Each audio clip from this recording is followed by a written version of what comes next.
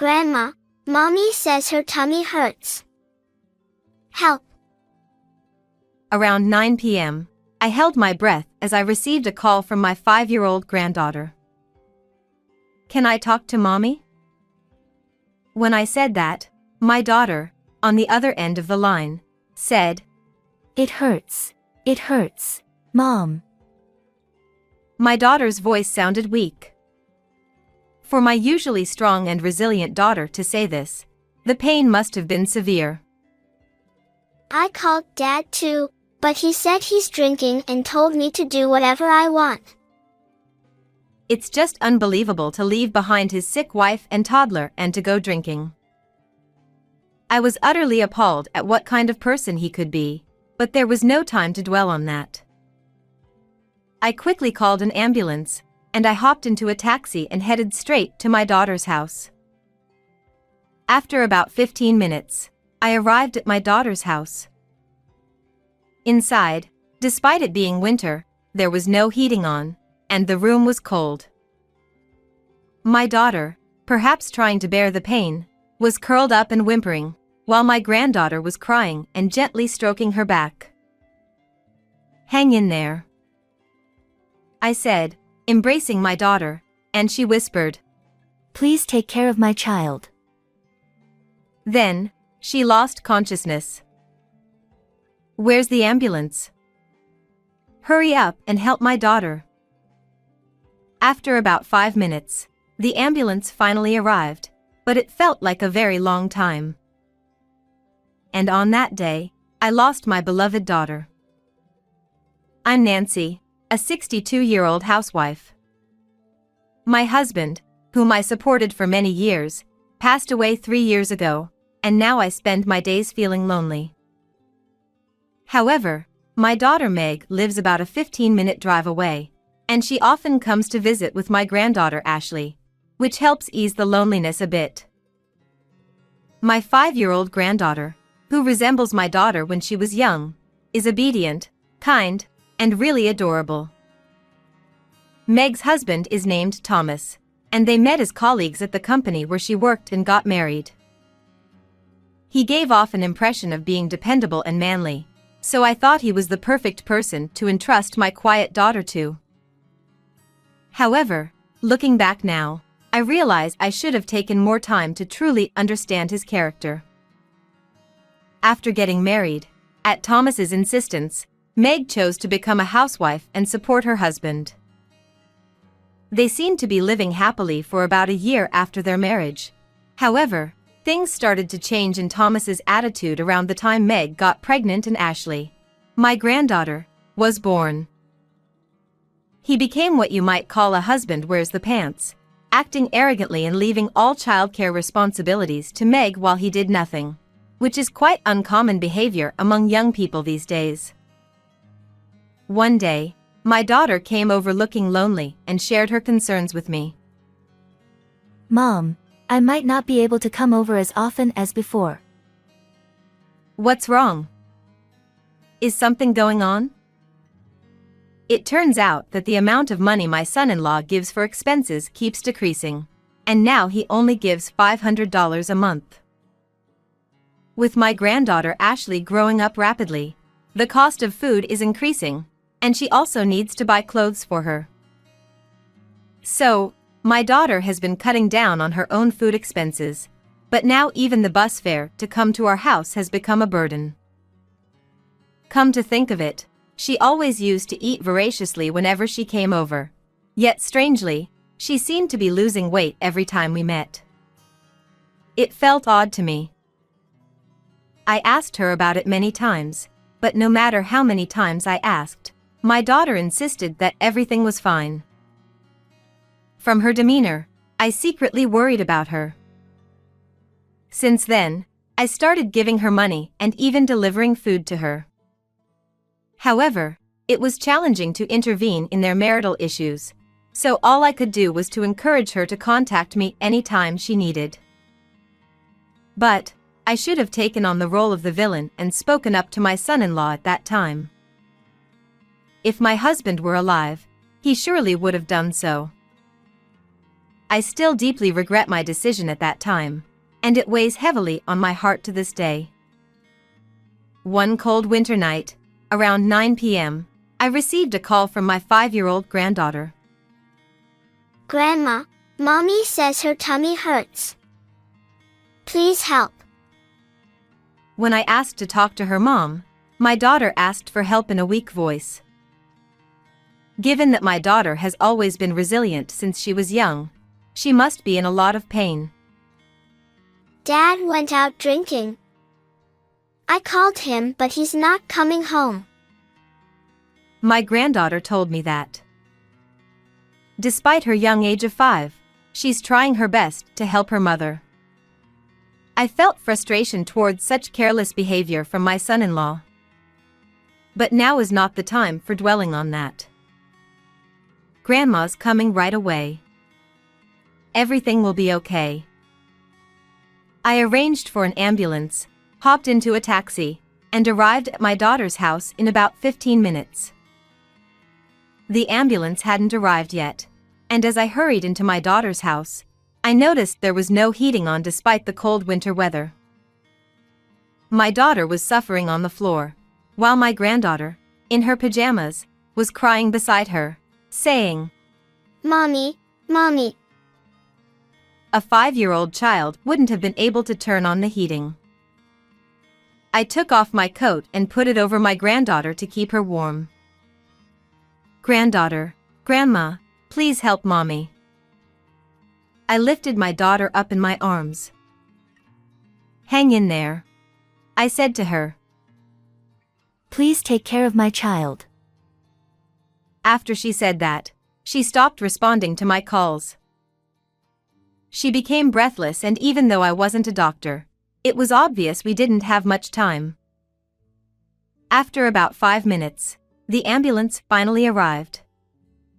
It was only 5 minutes, but it felt incredibly long, and I was terribly anxious. In the end, my daughter was taken to the hospital unconscious. During that time, I tried to contact my son-in-law multiple times but couldn't reach him. What on earth is he doing at a time like this? Thanks to the dedicated efforts of the doctors at the hospital, Meg regained consciousness temporarily. Meg? Can you hear me? Both Ashley and I are here. Mommy, Mommy. Mom, please, help Ashley. Take her away from Thomas and the diary. Eh? What? I couldn't quite catch it clearly, so I waited for my daughter to speak again, but she lost consciousness once more, and that was the last time she woke up. They told me that when she fell down the stairs, she suffered a severe blow to her abdomen, causing internal organ damage. If the treatment had been administered a bit earlier, she might have survived. In front of my daughter, who would never smile again, I was overwhelmed with grief to the point where I couldn't stand. And my daughter's last words, "Help Ashley, take her away from Thomas," and the diary, got me worried. Grandma, Mommy won't wake up. Mommy. All I could do was to hold Ashley tight as she refused to leave her mother, whose body is now cold. After a while, when my granddaughter calmed down, I gently asked her what had happened. Apparently, Meg had been teaching Ashley how to use the speed dial on the phone to call her dad, Grandma, and her close friends in case of an emergency. You did so well. I'm so proud of you. I praised my granddaughter for being able to make the call, but Ashley just shook her head and kept crying.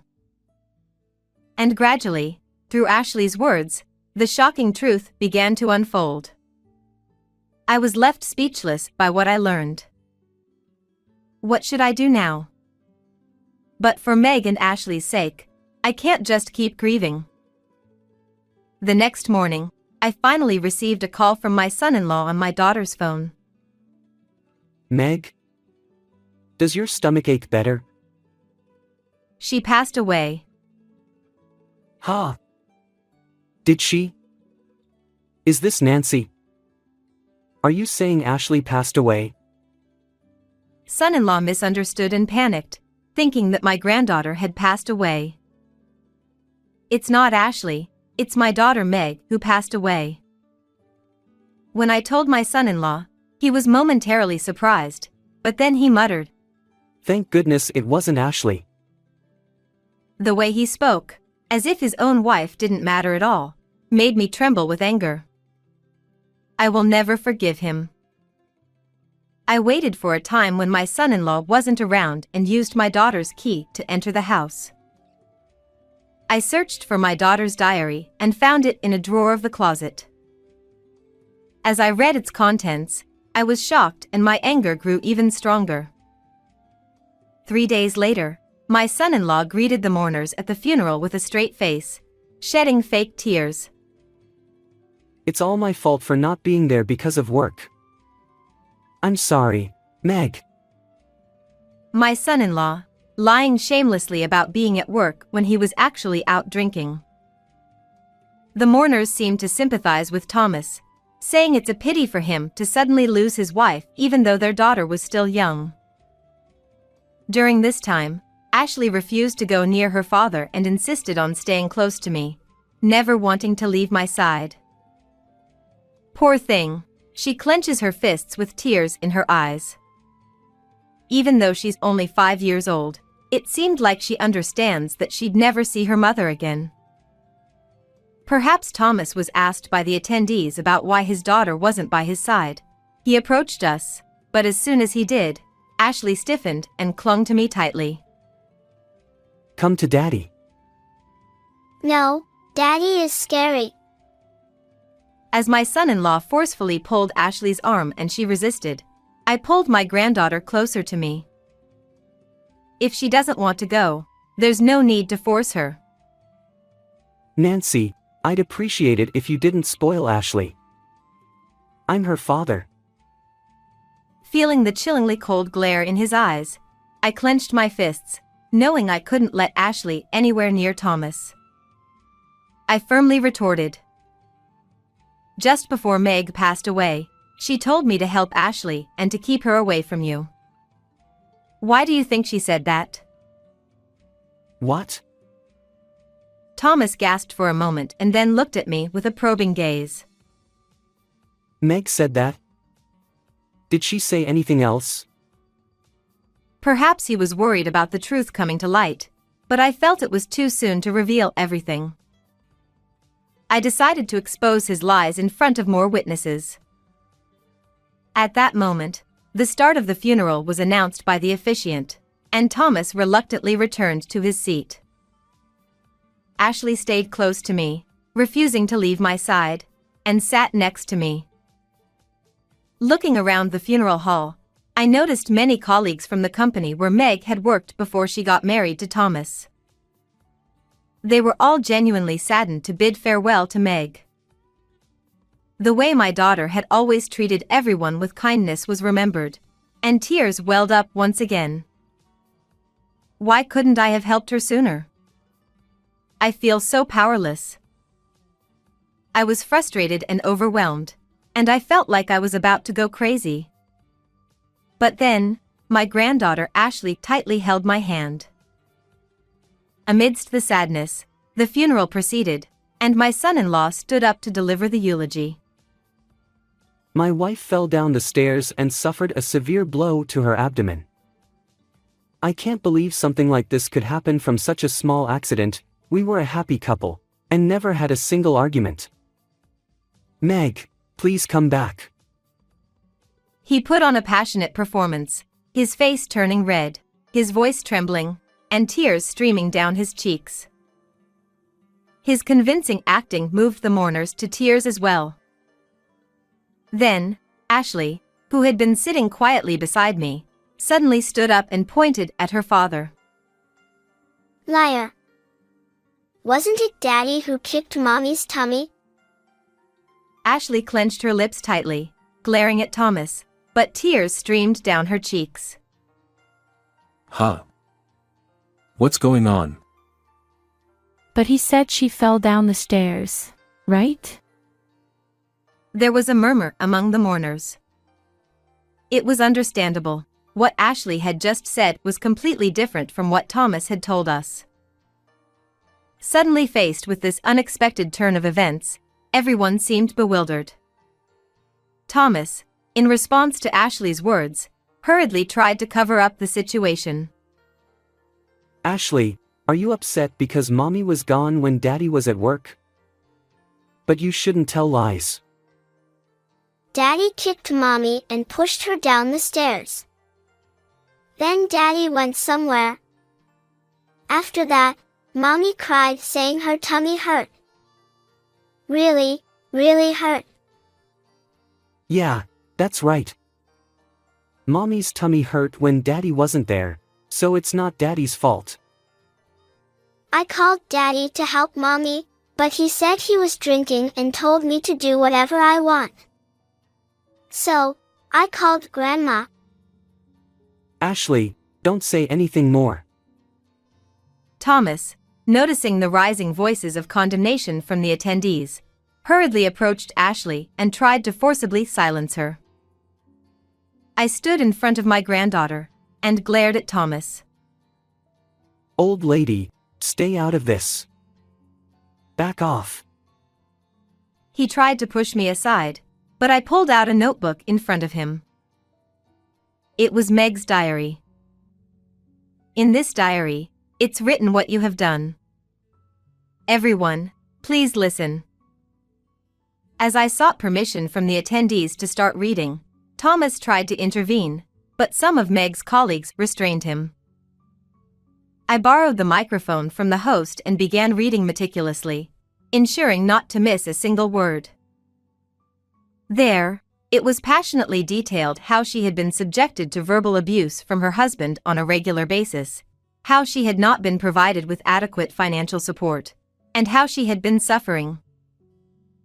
Additionally, it was written that whenever Thomas was in a bad mood, he would hit or kick her, resulting in constant injuries. The description of such suffering was so painful to read that it became almost unbearable.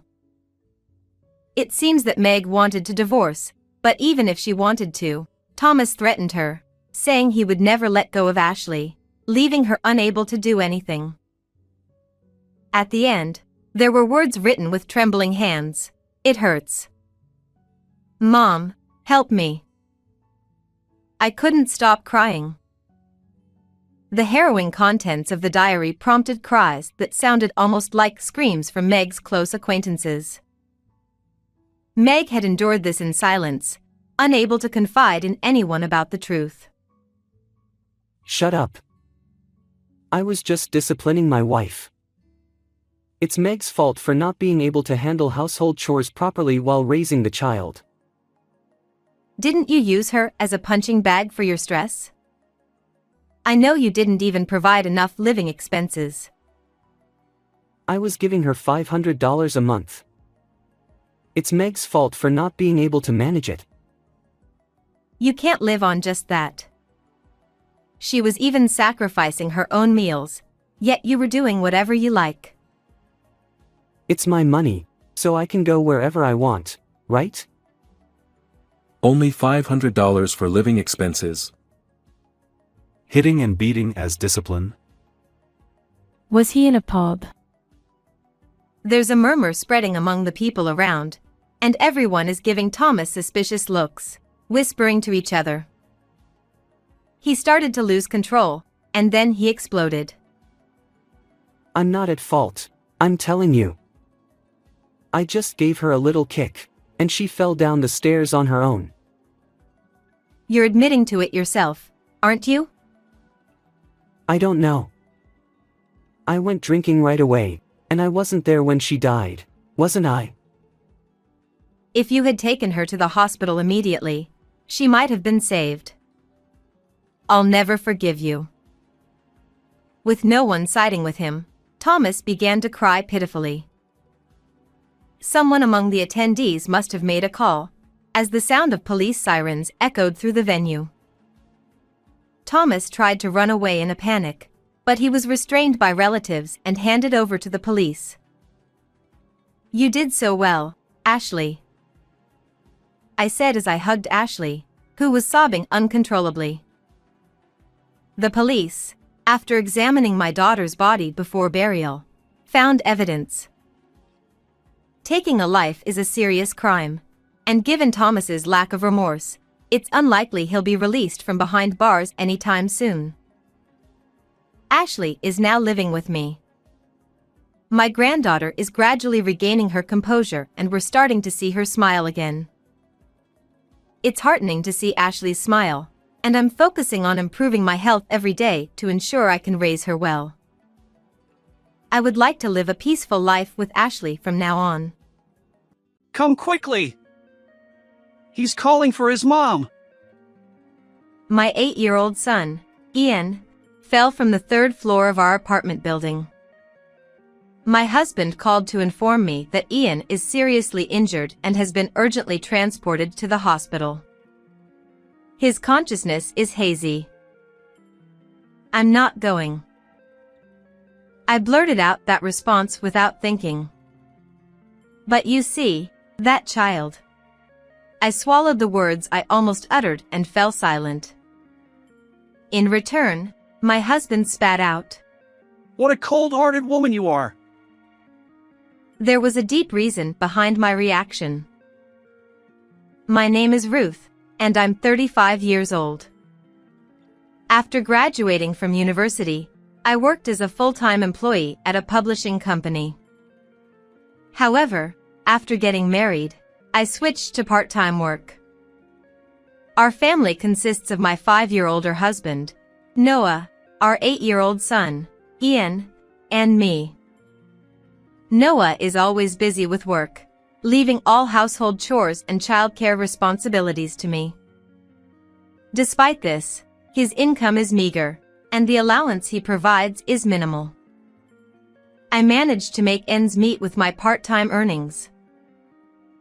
The most stressful aspect of my life is dealing with Ian during his rebellious phase. He responds curtly when I talk to him, and his attitude worsens day by day. I find it challenging to handle him. One day, Ian came back from school and started washing his hands, throwing his school bag on the floor. He usually put his stuff in his room right away, so I wondered what was wrong and peeked into the bathroom. What are you looking at? Why are you talking like that? It's obvious that I hate you. I sighed and tried to tidy up his school bag, but he yelled at me not to touch it. As I was startled by his force, Ian stood in front of me and glared at me. You make it dirty when you touch it. That's too much. Apologize. Shut up. You old hag. I thought this was not good and told him to watch his mouth. But he didn't seem to have any intention of changing his attitude, and he snorted and turned his back on me. That's when I saw blood seeping from his hand. Hey, you're injured. Wait here while I disinfect it. Ian snatched the first aid kit I brought and said it was none of my business, and he disinfected not only his hand but also his scraped knee by himself. What a pain. I thought everyone had this kind of phase and tried to cheer up, and I put the pancakes I made for a snack on the table.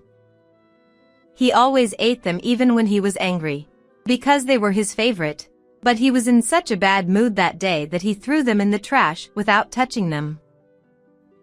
Hey! Don't waste food like that. Then you pick it up from the trash and eat it. He said coldly and took his school bag and locked himself in his room. I thought it would only make him more stubborn if I provoked him more, and I felt empty as I looked at the snack that was thrown away miserably.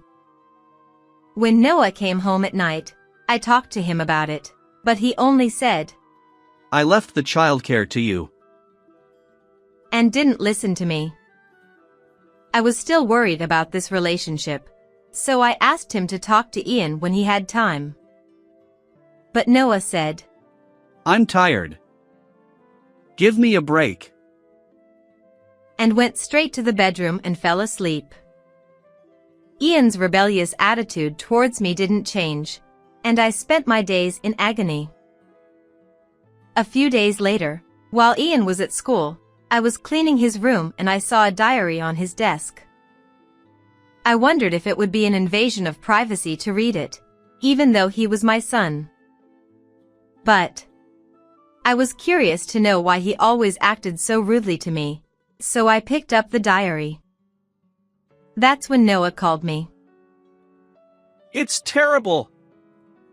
Ian fell from the 3rd floor of the apartment. What? I was shocked and didn't understand what he meant. Which apartment? I asked, and Noah hesitated and said, That is. I had a feeling I knew where he was talking about. Is Ian okay? He's in the operating room right now. What should I do? Noah was panicking, and I asked him where he was. He said he was at the emergency center in the next town. He said he got a call from the police while he was at work and found out that Ian had been rushed to the hospital. Please come right away. He's calling for his mom. There's no way I'm going. I blurted out without thinking. Because that child is. I was about to say something, but I kept quiet, and Noah spat out at me.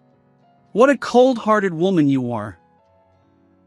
I apologized and asked him again about Ian's condition. He said Ian was seriously injured and barely conscious. Oh no! What should I do? I was flustered, but I got in the car and hurried to the hospital where Ian was taken. When I arrived, Noah was sitting weakly in the waiting room, looking down. Ian had broken his arm and leg and was undergoing emergency surgery.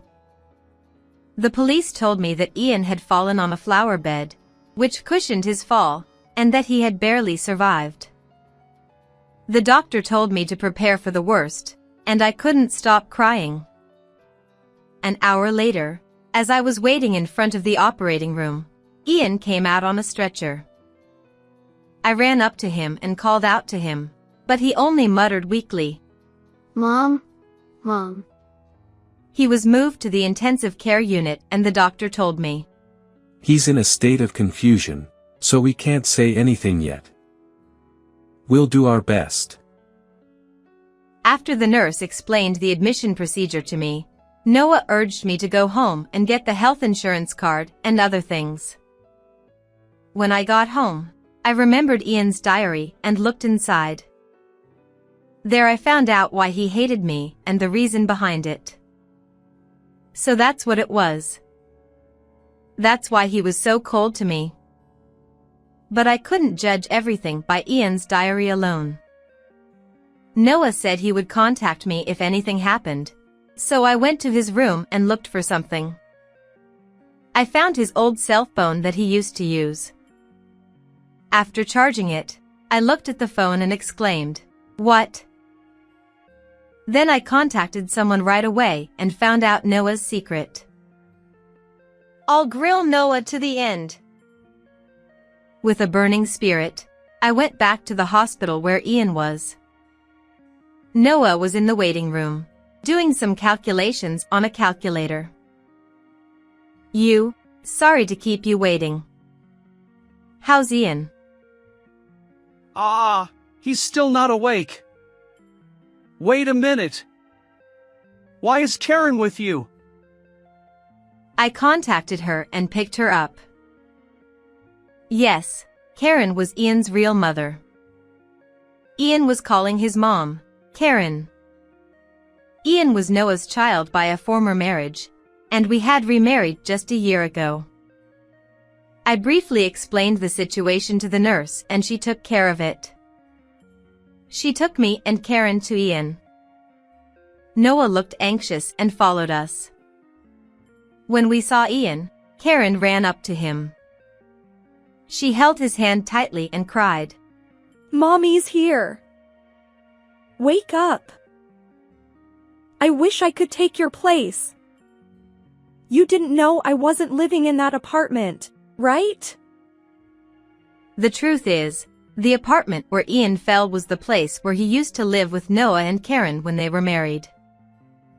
I knew that right away from the way Noah hesitated when I asked him which apartment it was. According to the police who explained the situation at the hospital, Ian had tried to climb from the first floor to the third floor along the balcony. He had gone to visit Karen, but the front door was not open, so he resorted to such an action. I thought he wanted to see his real mother so badly, and tears ran down my cheeks again. But Noah grabbed Karen's shoulder and glared at her with a sharp look. How dare you come here after cheating on me? That was a misunderstanding. I told you. In the end, your flirty behavior was proven and I got custody of Ian. Just admit it. I had been listening quietly for a while, but I felt a surge of heat in my body and shook off Noah's hand that was holding Karen's shoulder. Then I grabbed Noah's hand and left Karen alone in the intensive care unit. You told me that the reason for the divorce was Karen's affair, didn't you? But you told Ian a different reason, right? As if to tell me to shut up, Noah raised his eyebrows and tried to silence me. I thought he wouldn't tell me the truth like this, so I showed him Ian's diary.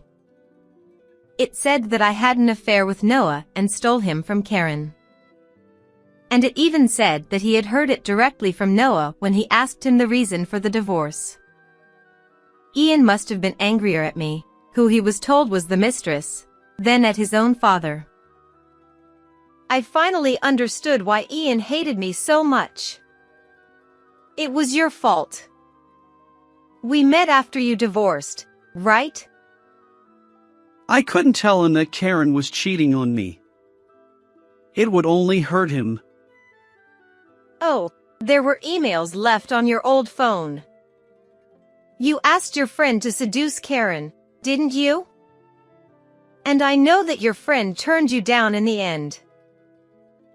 At that time, Noah was having an affair with another woman and he even borrowed money to buy her expensive gifts. But he was dumped by the woman and only the debt remained. So Noah divorced his previous wife by making it look like she was cheating and received alimony. This fact was true because he asked his friend by email, so there is no mistake. I also told him that I found Karen's contact information from this phone.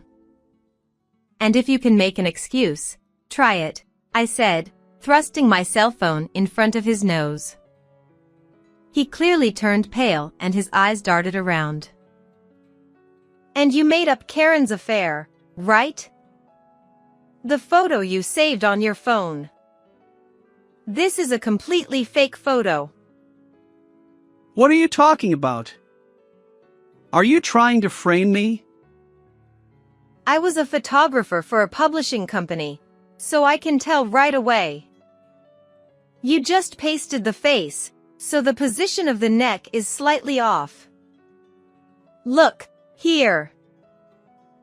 As I pointed out that part with my finger, he started to sweat. An amateur wouldn't notice, but a professional photographer like me could tell at a glance.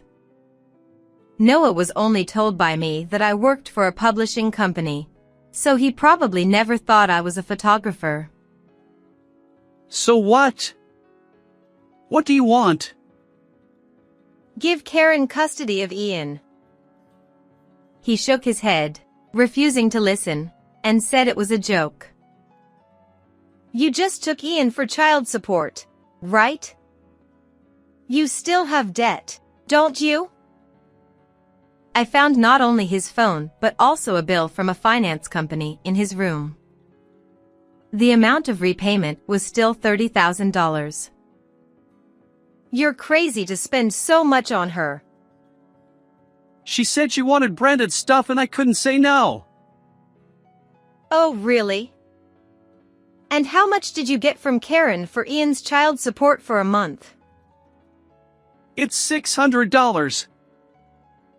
As I looked at his face, which whispered in a faint voice, I felt very sorry for him. It was wrong to separate Ian and his mother, who wanted each other, for the sake of alimony and child support. He apologized to me, trembling with anger. Please, do me one favor in my life. Pay off the debt with me. Rejected. How many favors do you have in your life anyway? He mumbled something, but couldn't say anything. Tell me one thing. Why did you marry me? I raised Ian for a year, but I realized I couldn't handle parenting. According to Noah, he was disappointed that I became a part-time worker after we got married, but he thought it was fine as long as I took care of Ian and he could pay off his debt a little bit. He was using 2/3 of his salary to repay his loan, so the living expenses he gave me were very low. And after Ian fell from the apartment, he was shaken because he thought he would lose the child support. I realized while I was calculating earlier, if Ian didn't make it, I would get the life insurance money, right? I was appalled by what was going on in his head at this point. I understand what you're thinking and what's going on. I see. Then, I'm divorcing you. And I'll make sure that Karen gets custody of Ian. If you keep this up, you might be charged with fraud for taking alimony and child support. Noah flinched at my words and looked around nervously, afraid of the police. He was at a loss for words. I told him that I had already introduced a lawyer friend to Karen, and he realized that there was no way out. He agreed to give up his parental rights. this is bad. What am I going to do about my debt? You made it, so you have to take responsibility for it. Bye. See you. I left Noah in a daze and went back to the intensive care unit where Ian and Karen were. I asked the nurse not to let Noah into the room because Ian didn't like him. Ian! Ian! Please, open your eyes. Ian slowly opened his eyes, as if he heard Karen's voice.